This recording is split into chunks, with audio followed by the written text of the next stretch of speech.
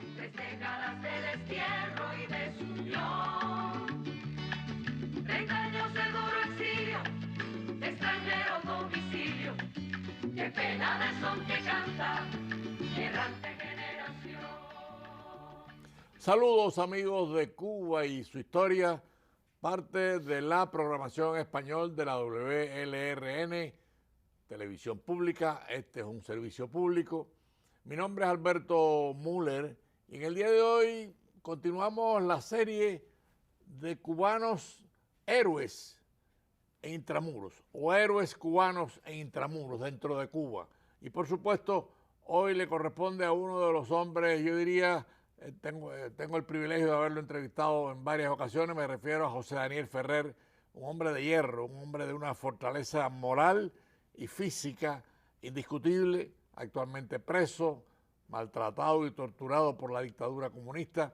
Pero para hablar de José Daniel Ferrer, nadie mejor que su hermano, Luis Enrique Ferrer, al cual le doy la más cordial bienvenida en este programa Cuba y su historia. Luis Enrique, ¿cómo estás? Muchísimas gracias, muy bien Alberto, y muchas gracias por la invitación. Qué bueno que me acompañes en un programa que va a poner la imagen de José Daniel en primera línea, donde le corresponde, ¿no? Háblame un poco de la niñez de ustedes con tu padre y tu madre Amelia, y cómo fue esa relación con tu hermano mayor, porque José Daniel es hermano mayor. Vamos a dedicarle unos minutos a eso porque es importante que la gente conozca al José Daniel, que ahora es un héroe y un hombre de hierro por su fortaleza física y moral cuando era niño.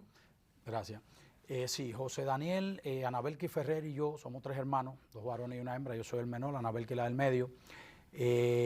Nos criamos solo con mi mamá prácticamente desde que tenía yo como 5 o 6 años y mi hermano alrededor de 11 o 12 años de edad. Mi padre y mi madre se divorciaron, él siguió su vida por su camino, pero siempre se preocupó en todo lo que pudo por nosotros, y mi madre sola fue la que tuvo. Y prácticamente José Daniel se convirtió en el padre de la familia, en el hombre de la casa, porque como era el mayor, ya cuando tenía 12, 13, 14, 15 años, prácticamente hacía el papel del hombre de la casa y nosotros éramos los hermanos protegidos por él, ¿no? Los hermanos menores. Exactamente. ¿Qué pasa? Mi madre más nunca se volvió a casar y prácticamente se dedicó a trabajar y a criarnos a nosotros, y él hizo el papel de padre conmigo más que otra cosa por al no tener el padre, no haber otra figura paternal en la casa. Él, que era el mayor, que ya era un hombrecito y iba creciendo, lo tuvo que hacer. Y recuerdo incluso muchas veces que tenía que defendernos a nosotros, que éramos los pequeños, porque vivíamos en un barrio bastante malo en Cuba. En Cuba se vive mucho el machismo, el matonismo y muchas cosas, la guapería, esta barata. Es decir, mucha gente no se atrevía a decir nada en contra del gobierno por miedo, pero a matar al vecino sí. Y entonces prácticamente en el barrio donde estábamos, la mayoría eran mulatos, negros. Había muy poco de familia blanca, y entonces prácticamente eso generaba un poco de conflicto porque prácticamente sufrimos hasta un poco de discriminación, y muchas veces era mi hermano que tenía que sacar la cara y defender a los hermanos chiquitos en la escuela. O sea, que siendo muy joven tu hermano asumió un papel de liderazgo en la familia y prácticamente en el barrio donde vivíamos, porque llegó incluso a ser una de las personas jóvenes allí más respetada y querida por todo el vecindario. Era una gente que tenía desde joven muy responsable, con mucho carácter, un carácter fuerte de joven, y eso trajo consigo que fuera bastante respetado, aún antes de comenzar la lucha en contra del comunismo. Bueno, qué bueno que me acabo de enterar antes del programa que tu mamá vive, Amelia vive. Está bien, ya viejita, enferma, muy sufrida, porque primero le tocó sufrir la prisión que pasamos desde el 2003 al 2008 en la causa de los 75, los dos hijos varones de ella, claro, y mi hermana siendo golpeada, muchas veces detenida y llevada a calabozo, amenazada, actos de repudio que sufrió también en la casa, y todo aquel sufrimiento de madre con dos hijos presos y la hija hembra perseguida, le dañó bastante física y emocionalmente. Y hoy en día está bien viejita, sigue aquí, vive conmigo en mi casa. Qué bueno. Aquí sí, pero bueno, una mujer de su estirpe y que ha sufrido tanto, pues es bueno tenerla cerca, aunque esté viejita. No, es un deber seguir, nunca se nos ha ocurrido meterla en un home, porque es más que un deber, ya que ella nos crió sola, pasando trabajo en la Cuba que después de desaparecer la antigua Unión Soviética prácticamente se carecía de todo, y ella hizo el papel de madre y de padre prácticamente para criarnos nosotros tres. Qué bueno. Así que es un deber de hijo, y más de hijo agradecido con todo lo que ella hizo por nosotros. Que Dios la bendiga Y siempre. también todo el apoyo que siempre nos dio en el momento de la lucha, cuando estábamos en prisión. Claro. Tenía que ir a Pinar del Río, ya estando también mayor, a ver a mi hermano, que desde Oriente nos mandaron para el otro extremo de la isla. Él estaba en Pinar del Río y yo en La Habana, en el Combinado del Este. Y ella Lo separan y lo mandan lo más lejos posible para molestar a la familia. Castigar a la familia en una Cuba que te pasa 2 días para poder viajar de un extremo a otro, y muchas veces montado en un camión sin techo, mojándote y cogiendo sol. Luis Enrique, yo quería empezar el programa con uno de los actos más inteligentes y más heroicos de la historia de estos 63 años de comunismo en Cuba, y me refiero al Proyecto Varela, al cual ustedes estuvieron, tanto José Daniel como tú, muy vinculados. Háblanos un poco del Proyecto Varela. Lamentablemente, Osvaldo Payá, que era uno de los dirigentes del proyecto, fue asesinado y murió. Pero vamos a empezar por el Proyecto Varela. Sí, bueno, nosotros desde jóvenes siempre teníamos otras, es decir, queríamos la verdad que no nos ofrecía la dictadura. Buscábamos otras cosas y fuimos comprendiendo, siendo muchachos, incluso estando estudiando en las escuelas, que aquello estaba mal y que algo había que hacer. Empezamos a pintar carteles en las noches, ocultos, porque no estábamos organizados con nadie, no conocíamos ningún grupo opositor, no teníamos contacto ninguno con el exterior. Recordemos que en aquella época no había internet, no había comunicación prácticamente, y la única información que entraba a Cuba era a través de Radio Martí, de las ondas de Radio Martí, donde usted siempre ha tenido también un papel muy importante. Y ahí era donde llegaba un poquito de luz a los cubanos que podían por onda corta escuchar Radio Martí.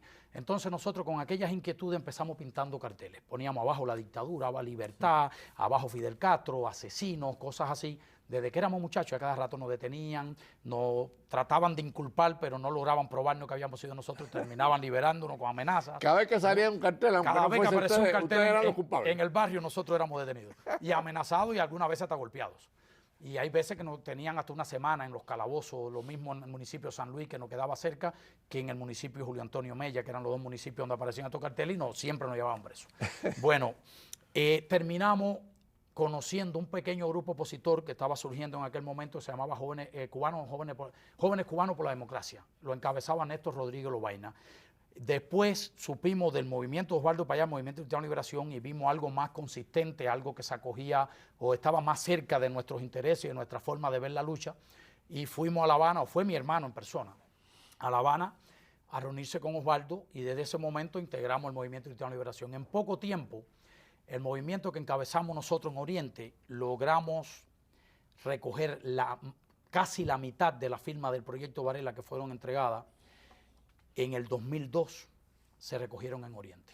Cerca de 4.000 y tantas firmas fueron recogidas por nosotros en las 5 provincias orientales. Y eso lo reseña la historia, lo reseña. Claro, y los tantos activistas y miembros, no solamente del Movimiento Cristiano de Liberación, honor a quien honor merece, sino de muchas otras organizaciones opositoras en el oriente de Cuba que trabajaron en conjunto con nosotros, y logramos recoger tantas firmas en cuestión de poco tiempo. Eso nos costó golpizas, un asalto en la Salada de Baire, donde fuimos golpeados y bajados por la fuerza, a patadas, a piñazos, y lanzados del camión donde nos transportábamos.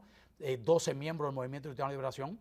De esos 12, después de eso, fuimos llevados a prisión 4 de ellos, de los que andábamos en ese camión en ese momento, en la causa de los 75. Por recoger firmas. Por recoger firmas. En ese momento llevábamos más de 1.000 firmas de la provincia de Las Tunas para Santiago de Cuba, para unirla con el que teníamos ya de allí, de Santiago de Cuba, de Holguín y Guantánamo, y en días posteriores llevarlo a La Habana, antes que llegara la fecha de mayo del 2002, que fueron entregadas por Osvaldo allí en la Asamblea.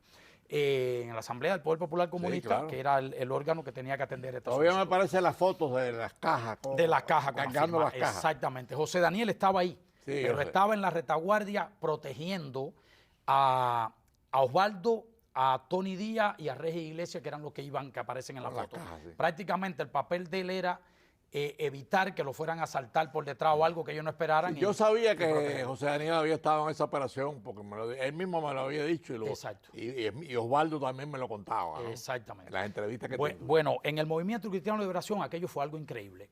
Logramos en poco tiempo conectar con una población temerosa que no sabía lo que quería, pero que tampoco estaba conforme con lo que estaba viviendo, y en poco tiempo logramos Bueno, en total se entregaron 24.000 y tantas firmas o 25.000 firmas del proyecto Varela, ya después que estábamos nosotros en prisión, pero la mayoría se habían dejado recogidas antes de ir a la prisión. En el primer momento fueron 11.384, si mal no recuerdo, algo así. Y sí, pero de acuerdo a la Constitución tenían que ser más de de 10.000. Y se decidió que había que entregar muchas más por las que ellos quisieran anular. Claro. Bueno, sobraron más de 1.000 de las que ellos pedían legalmente.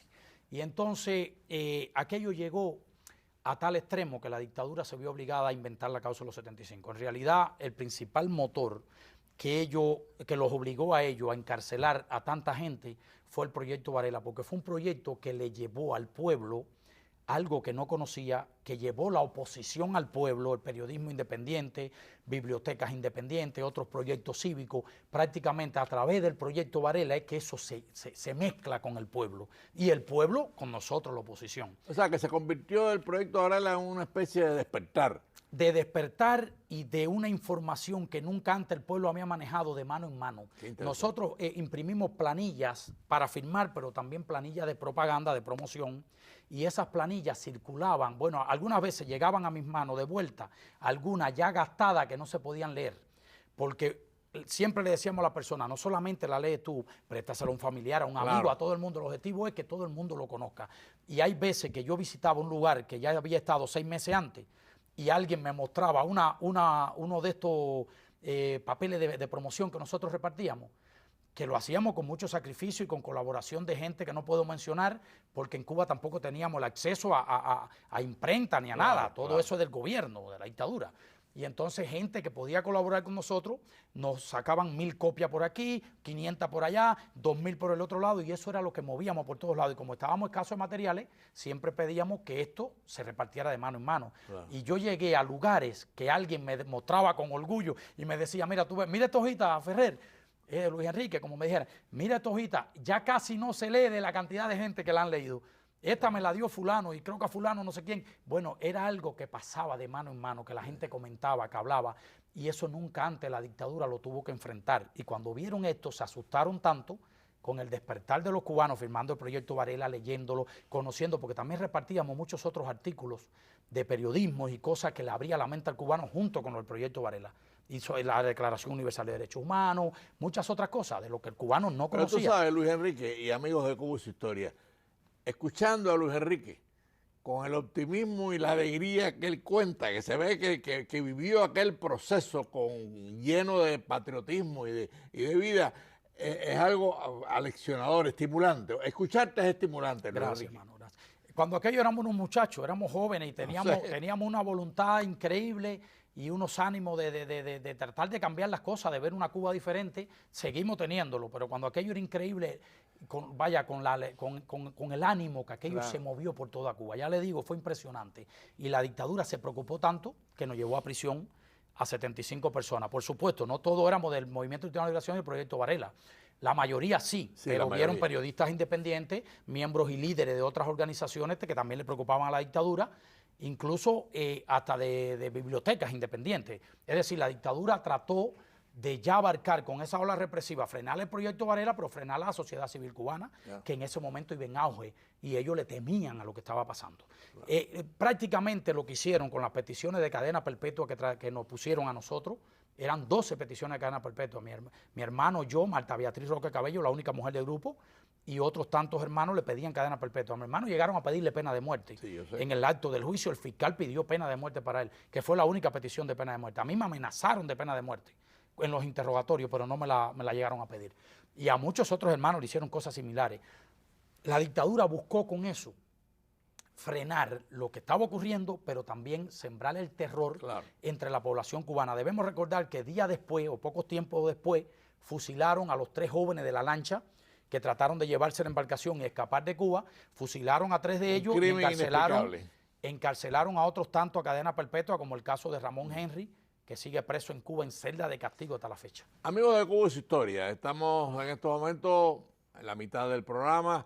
Para los que sintonizaron tarde, el programa de hoy va dedicado a José Daniel Ferrer, un héroe de la Cuba de intramuros, un hombre, como dije yo al principio, un hombre de hierro, tanto moral como físicamente, porque lo han torturado hasta la saciedad.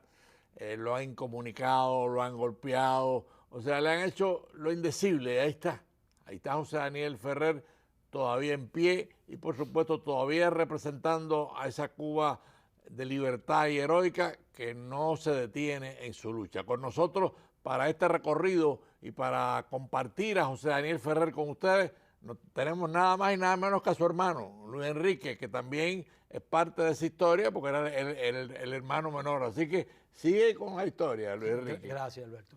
Bueno, en aquel entonces, José Daniel, siendo un joven de 20 y tantos años de edad, fue cogiendo un liderazgo bien fuerte en todo el oriente de Cuba. Es decir, prácticamente él nació con esto. Desde joven siempre fue una persona, y no porque buscara resaltar, sino porque era algo natural en él, que terminaba siempre atrayendo a las personas y como que logrando. Mira, que ahí está la foto de exacto, José ahí Daniel. lo vemos rodeado de un grupo, los miembros de la Unión Patriótica de Cuba, hace unos años atrás. Y esto fue en una protesta en la calle en Santiago de Cuba, en una parte de Santiago de Cuba. Y esa es la humilde casa donde vivíamos en Palmarito de Cauto. Si se fijan, vemos en la pared carteles: sin derechos humanos no hay dignidad para el hombre. Había otro en la otra pared que no se ve en esta foto. Y en esa foto está... Hay varios miembros de la Unión Patriótica de Cuba y está Guillermo Fariña Hernández, que Fanti, fue a visitar a José Daniel en ese momento allá a Oriente. que fue posiblemente la foto en la época que se unió Fantú con... En aquella ocasión se logró una unión de unos cuantos grupos opositores. Ahí está Osvaldo Payá. Con Osvaldo Payá también en la casa nuestra en Santiago de Cuba, en Palmarito de Cauto, y un sacerdote católico, el que está al lado de Osvaldo, la esposa de Osvaldo al lado de José Daniel, y Papito, un miembro de la organización que falleció. Ahí tenemos a José Daniel en huelga. En huelga de hambre con su hijo José Daniel Jr. arriba y otro miembro de un PACU, Liu Banjón, en huelga de hambre. Bueno, vemos lo deteriorados que estaban los tres, principalmente Liu Banjón, que estaba bien delgado y bien afectado en ese momento. Bueno, todo esto es muestra de lo que ha logrado José Daniel en una Cuba donde no tiene libertad de prensa, donde no tiene acceso a nada. Ahí hay una protesta callejera. En Santiago de Cuba, en el centro de Santiago de Cuba. Creo que esto fue frente a la catedral y a una institución de la dictadura que queda al frente. En el Parque Césped en Santiago de Cuba fue esa protesta. Aquí con el escritor Ángel Santiesteban y Guillermo Fariña Hernández nuevamente. Bueno, él logró en una Cuba sin recursos, siendo reprimido, acosado, sin acceso prácticamente a nada para que el pueblo lo conociera. Asimismo logró reunir, aquí es en La Habana, en apoyo a las damas de blanco, en una de las protestas de las damas de blanco. Él fue. ¿Es incansable, José Daniel? No, incansable. Y el apoyo que le brindamos a las damas de blanco a través del UNPACO en todo el oriente de Cuba también fue increíble. Mira, igual esa, está con Gualesa. Aquí es en Polonia, la única vez que la dictadura lo dejó salir de Cuba. Cuando la administración Obama, ellos buscando simpatía con Obama, permitieron que los miembros de la causa de los 75 que permanecieron en Cuba pudieran salir. La única vez que lo dejaron salir. Y él estuvo. Esto es, al principio, éramos jóvenes. Aquí a la derecha está José Daniel y el segundo atrás, desde la izquierda, soy yo, en la casa de nosotros en Santiago de Cuba. Los otros son miembros. Hay otro de la causa de los 75 que me sigue a mí, el tercero de los que están de pie. Leonel Grave de Peralta también fue condenado en la causa de los 75. Reinaldo es el primero a la izquierda, que está aquí en el exilio. Pero ahí ustedes eran muy jovencitos, Luis Enrique. Sí, ahí yo tenía alrededor de 20 años y José Daniel 20 y piquito de años posiblemente en esa foto. Si se fijan, está llena las paredes de la casa de cartel y de propaganda en contra del comunismo. Habían cosas católicas, de los próceres de la independencia cubana y carteles también en contra del comunismo. Enrique, el tiempo en televisión corre a veces más rápido que nosotros. Exactamente. En el 2019, después del problema de los 75, ya cuando él lo escarcelan, lo estuvieron deteniendo muchas veces por un mes, por una semana, pero ya en el 2019 se lo llevan preso a él y a 3 miembros más de la Unión Patriótica de Cuba, la organización que ya habíamos fundado después de salir de prisión. Y lo encarcelan, lo condenan con un delito que le inventan. Y lo torturan. Y lo torturan durante 6 meses. Salió con 40 libras de peso menos aproximadamente. Salió todo demacrado, bueno, le dieron golpe, lo patearon en el piso, lo dejaban esposado en un piso frío cerca del mar en la prisión de Aguadora en Santiago de Cuba, una celda de castigo. Lo dejaban esposado de pies y manos después que lo golpearon, lo tiraron al piso ahí lleno de golpes, ahí lo dejaban esposado un día para otro. Le hicieron de todo prácticamente, tratando de doblegarlo y no pudieron. Lo condenaron a 4 años y medio. Luego lo sueltan con una prisión domiciliar. Y ahora cuando ocurre la manifestación ya del 2021, de julio del 2021, él sale a la calle junto a su hijo Danielito. O sea que llegamos ahora al 11 de julio, que él sale a la calle. Llegamos al 11 de julio. Él sale a la calle en Santiago de Cuba y no lo dejan llegar al centro de la ciudad. Lo cogen varias cuadras más adelante de la casa, lo estaban vigilando porque tenían la casa totalmente vigilada todo el tiempo. Él trató de escapar por otra parte, pero lo cogen y no lo dejan llegar a la manifestación. Se lo llevan preso y desde ese momento hasta la fecha lo tienen, bueno, le revocan los 4 años y medio eso para prisión. Lo tienen acusado de delito de desorden público y no sé cuántos delitos más. Y lo tienen incomunicado. Y lo tienen en celda de aislamiento. Es el único caso de todos los presos de la manifestación de julio del 2021. Lo tienen desde el mismo momento que se lo llevaron a prisión hasta la fecha en celda de castigo en la prisión de Malverde, después de haberlo tenido en el centro de tortura de Versalles, que es el equivalente a Villa Marista en La Habana. Allí lo tuvieron alrededor de un mes. Y de ahí para acá lo tienen en una celda de castigo en la prisión de Malverde. Se la tapiaron completamente, la prepararon para él, que no tuviera visibilidad de ningún tipo. Es como un sótano en una planta baja, prácticamente, como una cuevita donde lo tienen metido, porque no tiene cómo ver ni siquiera el cielo por ninguna parte. Y en las otras celdas de ese pasillo están vacías, no han puesto a más ningún preso en el casi 2 años que él lleva ahí. O sea que el aislamiento es total. Un aislamiento, nosotros vivimos aislamiento cuando estuvimos presos en la causa de los 75, todos, prácticamente. Sí. Y todos los presos políticos cubanos en algún momento sufrieron Estuvo 2 aislamiento. años aislado. Pero ese aislamiento era en una celda usted, pero 2 o 3 celdas más para adelante habría otro preso. Había otro, sí. Así estuve yo también. Pero en el caso de él, ni Solo. siquiera los guardias que abren y cierran los candados, que le dicen popularmente llavero ahí en la prisión, pueden entrar a ese pasillo que tiene una puerta principal de entrada y después la celda de él está al final. Bueno, no pueden entrar a ese pasillo los guardias si no es acompañado con uno de los jefes de la prisión. Es decir, es un aislamiento más que total por 2 cosas. Una, para hacerle sentir la prisión, para tenerlo aislado, que no pueda prácticamente durante el día hablar con nadie. Y la otra, para evitar que él tenga contacto con presos y le faciliten la comunicación hacia el exterior, presos que él pueda convencer y se unan a la lucha, guardias que puedan colaborar con él, que puedan servirle de puente en comunicación con la familia o con el exterior o colaborar de alguna manera, y entonces no quieren que él se comunique prácticamente con nadie. Allí entra un jefe de la prisión acompañando al que abre y cierra el candado y le trae los alimentos a la hora que le dan la comida. Y prácticamente el resto del día no entra ni sale nadie. O sea, por lo que tú cuentas, y por supuesto te creemos 100%, es la maldad infinita. Vaya, es torturar a un ser humano indefenso hasta lo máximo. Es lo que están haciendo con mire, ustedes. un hombre que con esta tercera prisión está enfermo, tiene úlcera gástrica, tiene un montón de problemas hasta en la piel, ha padecido varias cosas, pero tiene una voluntad de hierro que no le pueden doblegar. Y por esa voluntad que tiene, aun cuando su cuerpo no lo acompaña mucho por la salud que ha sufrido todas estas 3 prisiones, ya lo ha dañado bastante, ellos tratan de doblegarlo de la manera que sea. Si él acepta salir mañana de Cuba, estoy seguro que le ponen hasta un avión para él solo que se vaya con toda su familia. Sí, con pero su, qué bueno con que su hayas esposa y dicho sus eso, hijos. qué bueno que hayas dicho eso, porque amigos de Cuba y su historia, José Daniel Ferrer, con todo lo que ustedes están escuchando, se niega a abandonar Cuba. Y eso, por supuesto, no estamos criticando a los que piensen lo contrario o a los que hagan lo contrario. Pero José Daniel quiere vivir, luchar y morir en su isla querida.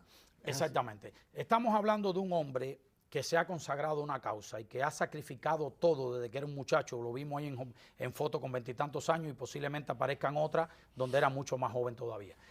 Ha dedicado más de la mitad de su vida a liberar al pueblo cubano del comunismo que lo oprime, que lo tortura, que lo asesina, y prácticamente él ha sufrido en carne propia todo este tipo de cosas. Lo único que falta es que lo asesinen y estamos seguros que si no abogamos por su libertad y por su vida, son capaces también de hacerlo. Un hombre que a pesar de todas las torturas, de todo lo que ha sufrido, dice que él no sale de Cuba, que él prefiere morir en Cuba a deberle la libertad a cualquier tipo de negociación con su salida al exterior, que él quiere una Cuba libre y que para eso va a seguir allí, aunque tenga que dar su vida. Pero no solamente ha dedicado su vida, ha dedicado la de su familia, sus hermanos, sus hijos, sus sobrinos, todo el mundo prácticamente.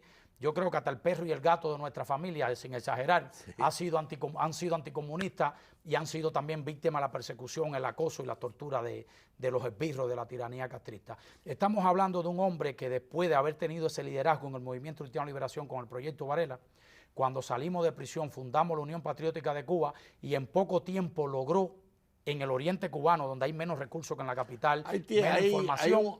Hay un premio que recibe José Daniel de Washington, del Congreso. Del Congreso, sí, él recibe este premio del Congreso y ha recibido algunos otros premios menos importantes tal vez, precisamente por esa gran labor. En poco tiempo logró estructurar un movimiento activo en las calles, en protesta y en todo prácticamente, en ayuda a la población, en todo tipo de cosas. Hay una cosa muy interesante que tú acabas de decir y quiero pararme ahí, porque una de las características de un Paco es que ayudaba a la población que de una u otra forma giraban cerca de ellos. O sea, una labor social en medio de toda la lucha. Exactamente. No solamente se convirtió en la principal organización y más numerosa de oposición y más activa dentro de Cuba, sino que también comenzó una labor que prácticamente la oposición nunca había hecho antes, así de manera generalizada, Sí. que fue mezclarlo con las labores sociales de las personas que peor la estaban pasando precisamente por culpa del comunismo. Y el Muchos viejos, régimen se oponía a eso. no, le quitaron un comedor que abrieron para Sí. atender a los viejitos A que los se pobres. estaban muriendo de hambre ahí en Santiago Y de las Cuba y el régimen medicinas, no se ocupaba de ellos, ayudarlo con alimentos, con medicina. Abrimos también algo de atención médica encabezado por la doctora Nelvi Maray Ortega Tamayo y otros médicos que teníamos dentro de un PACU, que era atender también a las personas que prácticamente no hallaban atención médica. Amigos de Cuba por y su parte del historia, comunismo. lamentablemente Luis Enrique, el tiempo, pero bueno, te he dejado porque nadie sabe más que tú, entre otras cosas porque lo llevas en la sangre de tu hermano. Hemos compartido con ustedes la vida de José Daniel Ferrer, única, un hombre de hierro, un hombre de moral de hierro también, y un hombre que enfermo y débil a pesar de las torturas, sigue resistiendo y sigue decidido a seguir luchando por Cuba, aunque le cueste la vida. Le damos las gracias a Luis Enrique Ferrer porque nos haya acompañado en este proyecto periodístico de poner la figura de tu hermano, de José Daniel, en el sitial que se merece, en el sitial de un héroe de la Cuba de Intramuros. Te queda un minuto. Muchas gracias a ustedes, muchas gracias al canal público de aquí del condado, que hace, por cierto, una gran labor también con nuestra gente hispana y sobre todo con los cubanos, que hemos ayudado también, por cierto, a construir este gran condado y eso se lo agradecemos eternamente. Bueno, Luis Enrique, gracias. Y amigos de Cuba y su historia, nos vemos el próximo domingo a las 4:30 de la tarde.